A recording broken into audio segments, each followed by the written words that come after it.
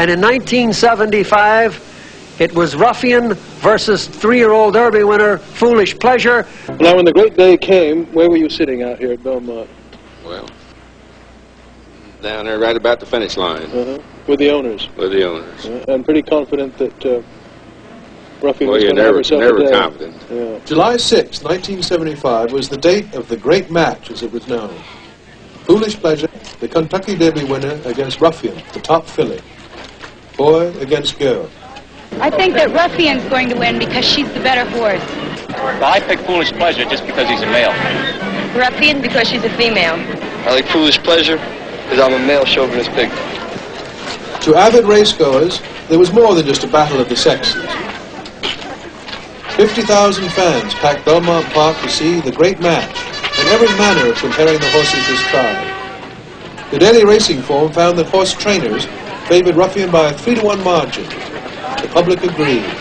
Ruffian went off as a 2-to-5 favorite.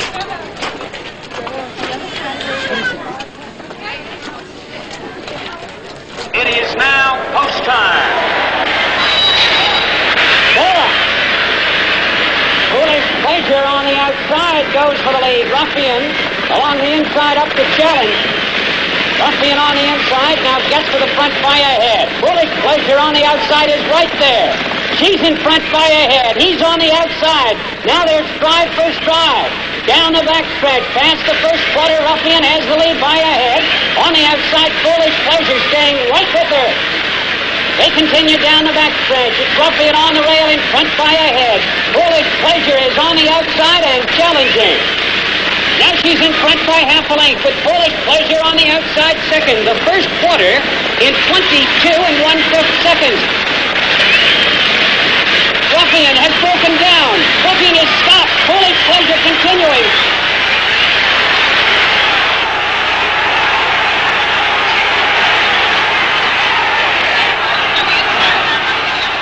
After going 3/16 of a mile, I felt pretty good, and then she ran another quarter of a mile, and I see her make a bad step. That was the end of it. Could you tell what had happened at all? Could not. What did you do at that point? Tried to run around the racetrack. You ran around the racetrack? But the guards would not let me on the track until Foolish Pleasure finished. Did you have any idea of the gravity of the injury? Not at that time, but I knew it had to be bad. Yeah. And the ambulance, when I got there, they had her in the ambulance. We carried her back to her stall. Wasn't a whole lot of hope, but we tried. Yeah. Frank, do you have any idea what might have caused the accident? When she came out of the gate, she kind of broke in, hit the side of the gate, and in doing that, it threw all the weight on her right ankle. That's when it really happened. And her speed and heart carried her down to the middle of the backside here. The 2 sesamoid bones in Ruffian's right front leg were shattered, and because she had continued to try to run after her injury, the wound was filled with dirt from the track. An attempt was made to operate on the leg, but it was unsuccessful, and Ruffian had to be destroyed. She was buried the next day in the Belmont Park infield. Well, it was very sad because